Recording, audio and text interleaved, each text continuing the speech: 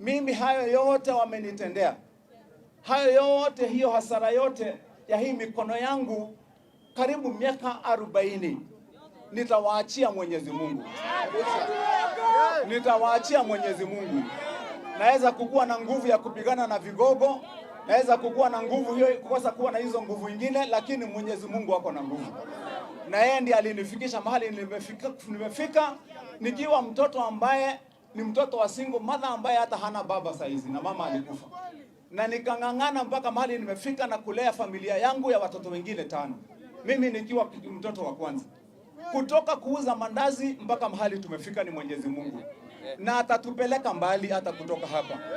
Na kwa hivyo sisi hatuna wasiwasi, tunajua ya kwamba haya yametendwa. Mumeona mpaka magari hapa, magari ambazo vijana wanafanya kazi nazo, gari ya kuokota takataka, kuna gari zingine za customer ya kuosha. Hiyo gari iko hapo, ni gari hata ya mama. Ilipatikana hapo ya bibi yangu, ndio hiyo mnaona imepigwa hapo ya white, imepigwa kabisa na excavator. Mpaka ikawekelewa gari nyingine.